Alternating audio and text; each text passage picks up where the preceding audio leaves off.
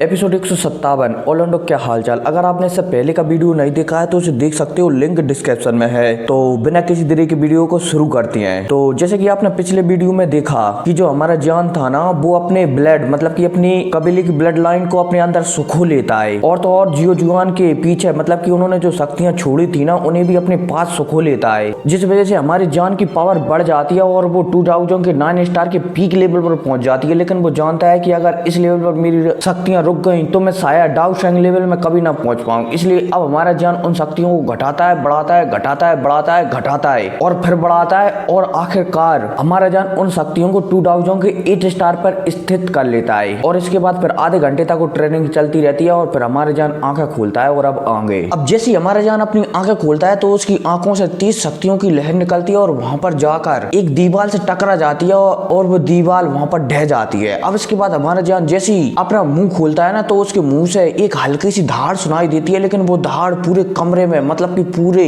कब्र में फैल जाती है। और उस धाड़ से ऐसा महसूस होने लगता है कि मानो ये ड्रैगन और फिनिक्स और हमारे जान की धाड़ हो। अब इसके बाद हमारा जान उठता है और उस पुल से बाहर निकल आता है। अब जैसे ही हमारा जान अपने पुल से बाहर निकलता है ना, तो वहां पर यूनर हमारे जान से कहने लगती है कि क्या तुम ठीक हो। तो हमारा जान अपना सिर हिला देता है कि हाँ, मैं एकदम तंदुरुस्त हूँ। अब इसके बाद यहाँ पर जियो जुआन चलते हैं तो हमारे जान को समझाना शुरू करती हैं कि जब तक तुम डाउ शैंग लेवल तक नहीं पहुंच जाते, जब तक तुम्हें सुरक्षित रहना होगा।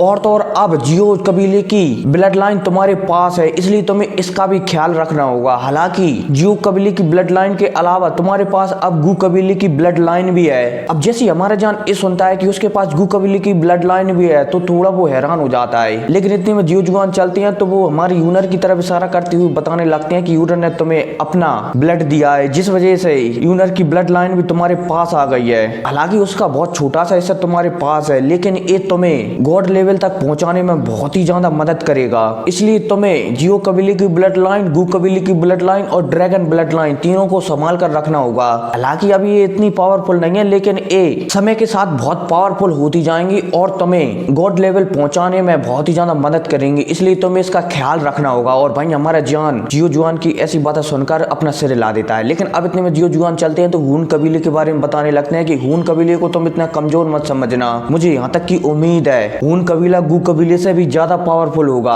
हालांकि उस समय हमारा कबीला जियो कबीला सबसे पावरफुल था और गू कबीला दूसरे नंबर पर था। फिर भी हून कबीले से हमारी फाइट होने पर हून कबीले ने हमें हरा दिया। और तो और उसके बाद फिर हून कबीले की लड़ाई जियो कबीले से भी हुई, सॉरी गू कबीले से हुई। फिर भी गू कबीला हून कबीले का कुछ भी नहीं उखाड़ पाया। इसलिए अब मुझे लगता है कि अब तो हून कबीला और भी ज्यादा पावरफुल हो गया होगा। इसलिए तुम्हें भी उनसे संभल कर रहना होगा। और भाई साहब जब यहाँ पर हमारा जान जियो जुआन की ऐसी बातें सुनते हैं कि जू कबीला भी फिलहाल के लिए हून कबीले के बराबर पावरफुल नहीं है, तो वो हैरान हो जाता है। क्योंकि अभी मतलब कि इस टाइम पर जितनी भी फाइट हुई है ना, उसमें अधिकतर गू कबीला ही जीता है। लेकिन वहां पर हमारा जान समझ जाता है कि शायद हून कबीला अभी मतलब कि फिलहाल के लिए अपनी असली पावर नहीं बताना चाहता, इसलिए गू कबीला हर बार जीतता जा रहा है। अब इतने में जियो जुआन और भी कहते हैं कि तुम्हें स्वर्णीय मकबरे में प्रवेश करे हुए 2 साल हो चुके हैं, तुम्हें बाहर लौटने में अभी भी लगभग 1 साल बाकी है। तुम्हें इस समय के दौरान अपनी पावर को बढ़ाना चाहिए और अपनी बढ़ी हुई पावर पर सही तरह से कंट्रोल करना चाहिए। लेकिन अब इतने में जियो जुआन चलते हैं तो हमारे जान का कंधा थपथपाते हैं और तब कंधा थपथपाने के बाद अपना हाथ लाते हैं और उनके हाथ लाते ही उनके हाथ में एक स्क्रॉल आ जाता है। अब जैसे ये स्क्रॉल आता है तो वहां पर जियो जुआन हमारे जान से कहती हैं कि ये स्काई फायर 3 मिस्टीरियस चेंजिंग का पूरा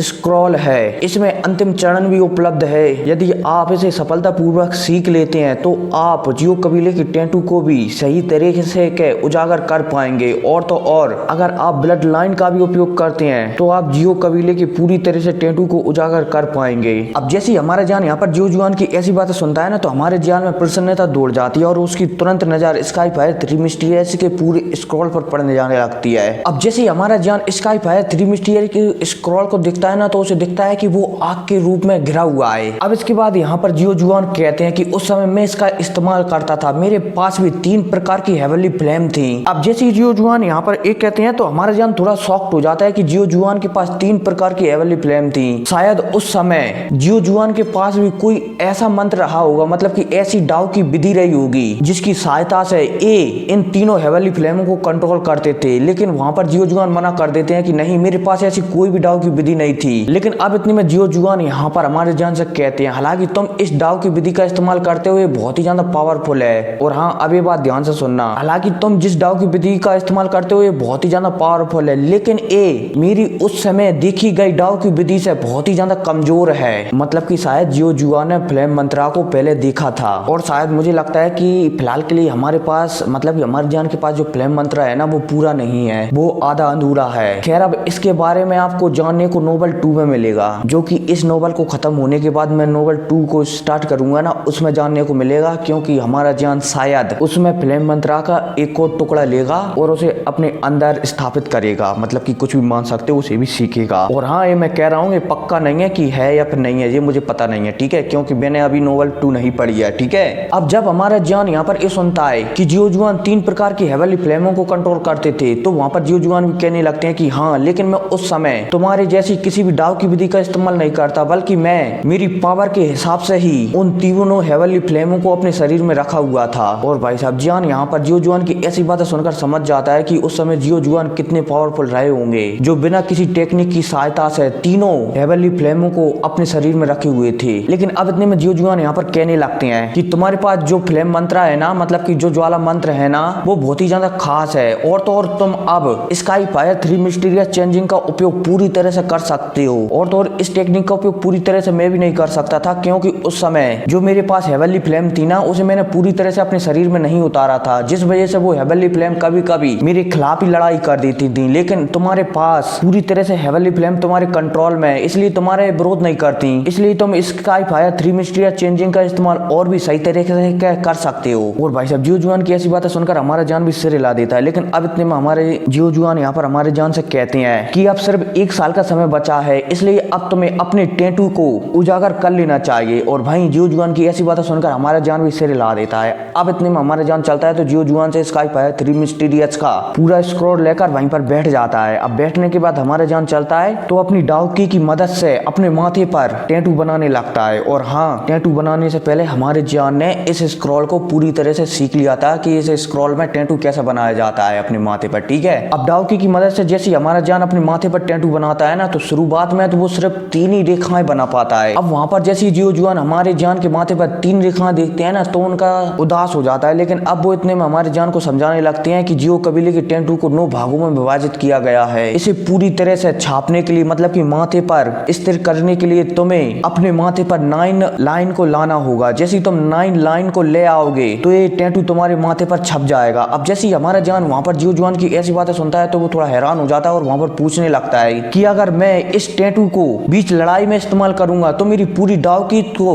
इस टैटू को उजागर करने में ही लग जाएगी। अब जैसे जियो जुआन वहां पर जान की ऐसी बातें सुनते हैं तो वो जान को समझाने लगते हैं कि नहीं, एक बार जब तुम इस टैटू को अपने माथे पर छाप लोगे, मतलब कि एक बार जब 9 लाइन तक पहुंच जाओगे तो तुम्हें इसे उजागर करने के लिए सिर्फ मन में सोचना होगा। जैसे तुम सोचोगे तो तुम्हें हाथ पर सील भी शायद नहीं बनानी होंगी और तुम 3 मिस्टीरियस चेंजिंग को पूरी तरह से इस्तेमाल कर सकते हो। और भाई अब हमारा जान भी समझ जाता है कि जियो जुआन क्या कहना चाहती हैं, और मुझे उम्मीद है कि आप लोगों भी समझ गए होंगे, ठीक है। अब इसके बाद हमारा जान चलता है तो अपने माथे पर लाइन को बनाने लगता है। धीरे धीरे महीने भी गुजरने लगते हैं, 1 2 3 4 5 6 महीने गुजर जाते हैं। और 6 महीने में हमारा जान बिल्कुल भी आराम नहीं करता और वो लगातार इन लाइन को, मतलब कि अपने माथे पर टैटू को बनाता रहता है। और 6 महीने बाद फाइनली हमारा जान 8 लाइन को बना लेता है और धीरे धीरे थोड़ा और समय गुजरता है और हमारा जान अपने माथे पर पूरी तरह से टैटू को बना देता है। अब जैसे हमारा जान अपने माथे पर टैटू को बनाता है ना, तो उसे ऐसा लगने लगता है कि मानो उसके माथे पर एक पावरफुल हमला बनकर तैयार हो गया है, जो किसी भी वक्त उसके सोचने से ही हमला, मतलब कि उसकी शरीर की पावर बढ़ा देगा। और तो और अब हमारे जान को अपने दिल में ऐसा महसूस होने लगता है कि जितनी भी बार दिल धड़कता है ना,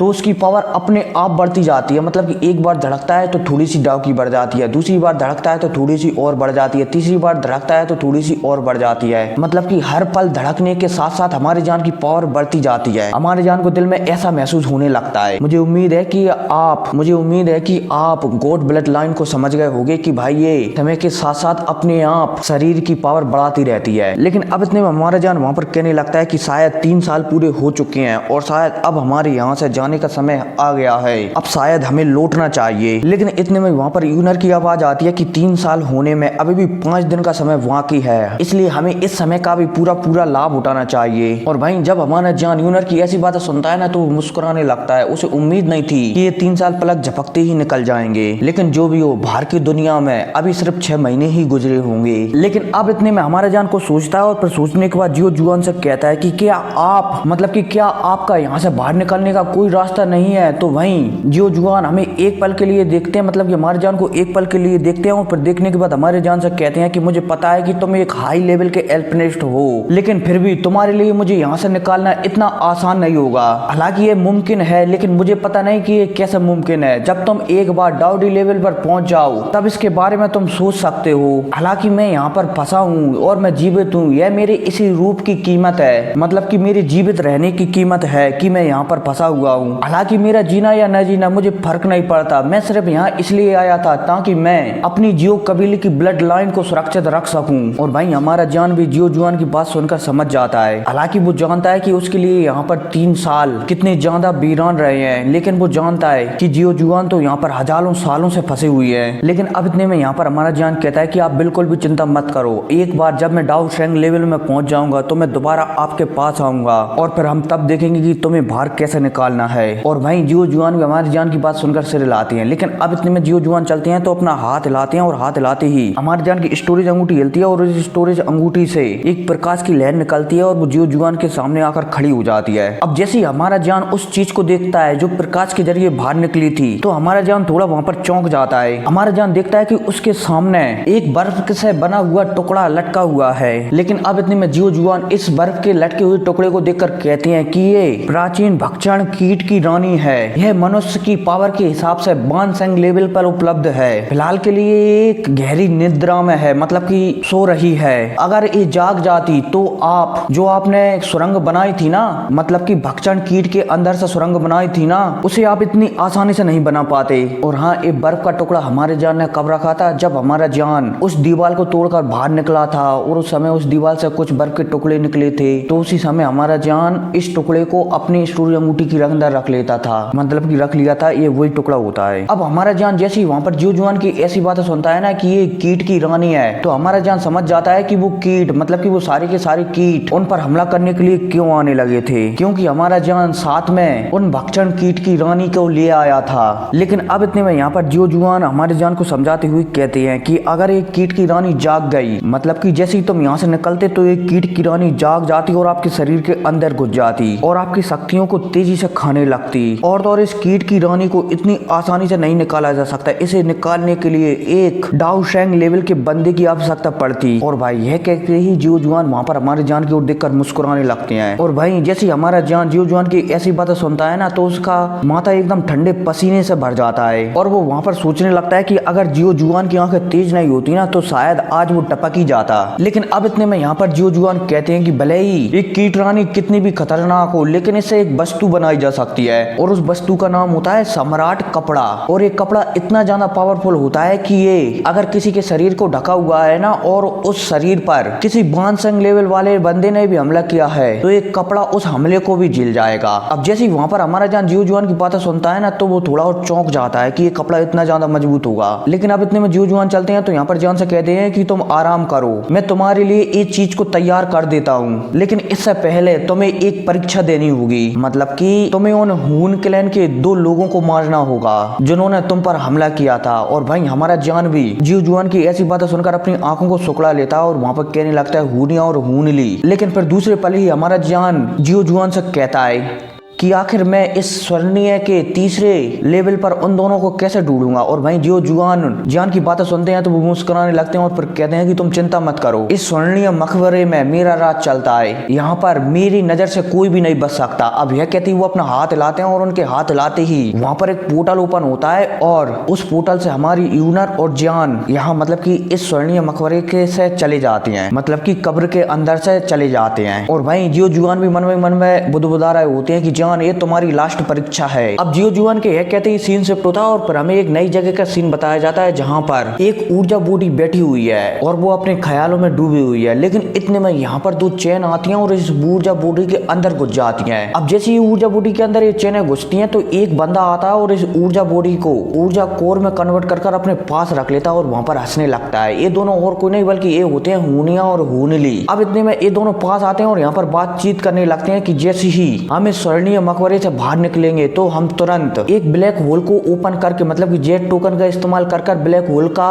उपयोग कर गू कबीले से बाहर निकल जाएंगे, मतलब कि गू क्षेत्र से बाहर निकल जाएंगे। क्योंकि अगर गू क्षेत्र के लोगों को पता चल गया कि हमने यूनर पर हमला किया है तो वो हमें इतनी आसानी से गू क्षेत्र से बाहर नहीं जाने देंगे, इसलिए हमें संभल कर रहना होगा। और भाई हुनली भी हुनिया की ऐसी बातें सुनकर अपना सिर हिलाता है। अब ये दोनों ऐसी बातें कर ही रहे होते हैं, तभी वहां पर एक आवाज गूंजती है कि तुम्हें गू क्षेत्र से जाने की इतनी जल्दी क्यों है, क्यों ना ये मामला यहीं पर सुलझा लिया जाए। अब जैसे यहाँ पर हुनिया वो वाली आवाज सुनता है ना तो वो उस दिशा की ओर देखने लगता है जिस दिशा से ये आवाज आई थी। अब उसे दिखता है कि वहां पर एक पोर्टल ओपन होता है और उस पोर्टल से दो लोग बाहर निकल कर आते हैं, और ये दो लोग और कोई नहीं बल्कि हमारी यूनर और जान होते हैं। अब जैसे यहाँ पर हुनिया और हुनली हमारी जान को देखते हैं ना तो वो घबरा जाती हैं और वो आसपास देखने लगते हैं कि कहीं जान के दादाजी तो यहाँ पर नहीं आए। लेकिन फिर वो एक पल महसूस करने के बाद वहां पर राहत की सांस लेते हैं कि आखिरकार जान ही यहाँ पर आया है, उसके दादाजी साथ में नहीं आए हैं। अब इतने में हुनिया चलता है तो यहाँ पर जान को धमकी वगैरह देने लगता है कि मैं एक बार जब इस स्वर्णीय मकबरे से बाहर निकल जाऊंगा उसके बाद में पोलन स्टार पवेलियन पर आक्रमण करूंगा और तुम्हें और उस मास्टर को वहां पर खत्म कर डालूंगा। और तो हुनिया चलता है तो यहाँ पर हुनली से कह देता है कि हमें यहाँ से निकलना होगा, क्योंकि अगर यहाँ पर जान का वो बुड्ढा दोबारा से यहाँ पर आ गया ना तो हम बच नहीं पाएंगे, इसलिए हमें जान और यूनर से यहाँ पर नहीं लड़ना चाहिए। और भाई ये ऐसी बातें कर यहाँ से भागने लगते हैं, लेकिन हमारा जान कहता है कि नहीं, तुम कहाँ भाग रहे हो, इतनी आसानी से तुम नहीं भाग सकते। लेकिन हुनिया चलता है तो यहाँ पर हमारी जान से कहने लगता है कि तुम्हारी औकात ही क्या है, तुम एक लड़की का सहारा लेकर हमसे लड़ते हो, अगर तुम अकेले लड़ो तो तुम मेरे हाथों से जिंदा नहीं जा पाओगे। और भाई जान हुनिया की ऐसी बातें सुनकर मुस्कुराने लगता है और भाई हुनिया यहाँ से भागने वाला होता है, तभी हमारा जान अपनी जगह से अचानक गायब हो जाता है। अब जैसे ही हमारा जान अपनी जगह से गायब होता है ना तो जो हुनली होता है ना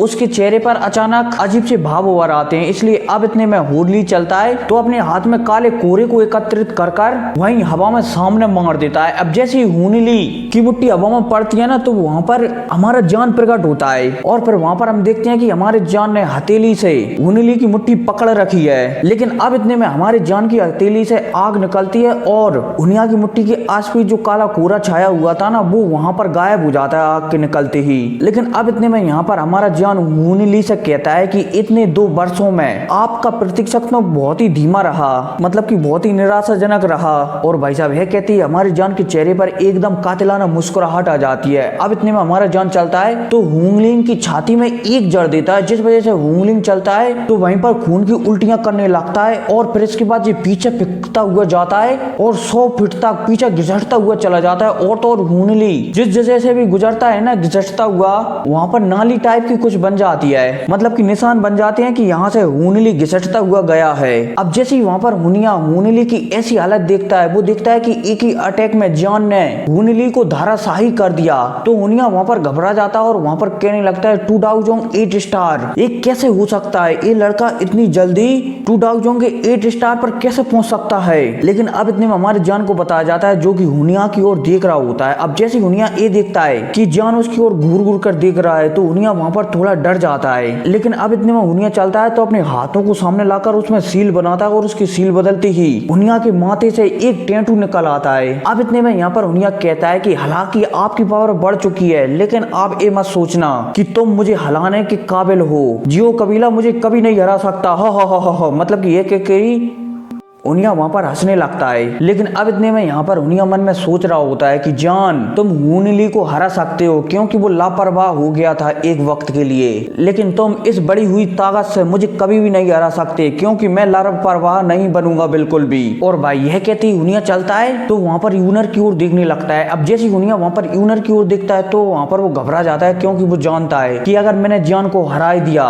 तो यूनर मुझे पक्का मार डालेगी। इसलिए अब यहाँ पर हुनिया एक पल के लिए सोचता है और फिर सोचने के बाद यहाँ पर जोर से चिल्लाकर कहता है हुनली आप चिंता ना करें, मैं इसका बदला इससे जरूर लूंगा, इस जान के बच्चे से। इसका बदला क्या, मैं इसका बदला 100 गुना ज्यादा लूंगा, इसलिए तुम इस बात की बिल्कुल भी चिंता मत करना। और भाई यह कहते हुनिया चलता है तो यहाँ से तेजी से भागने लगता है क्योंकि वो जानता है कि भले ही मैं जान को हरा दूं फिर भी अगर आज मैं यहाँ पर रुका तो मैं जीवित नहीं बचूंगा। इसलिए हुनिया बिना कुछ सोचे समझे यहाँ पर हुनली को छोड़कर तेजी से भागने लगता है। अब हुनिया यहाँ से भाग ही रहा होता है तभी वो वो अचानक रुकता है। वो देखता है कि सामने एक लड़का खड़ा हुआ है जो कि अपने हरे कलर के पंखों को, मतलब कि हड्डी के पंखों को फड़फड़ा रहा है, और तो और उसके चेहरे पर एकदम अजीब सी मुस्कुराहट है, मानो वो हुनिया का मजाक उड़ा रहा हो। और भाई साहब जब हुनिया हमारे जान की ऐसी रफ्तार दिखता है ना, और हमारे जान को पलक झपकते ही उसके सामने आते हुए देखता है, तो उसका दिल पसीना से भर जाता है। लेकिन अब यहाँ पर हुनिया चलता है तो सारे संकोचों को एक साइड में रख देता है, मतलब कि जान कितना पावरफुल है, वो कितना पावरफुल है, ये सब बारी बातें वो भूल जाता है और तेजी से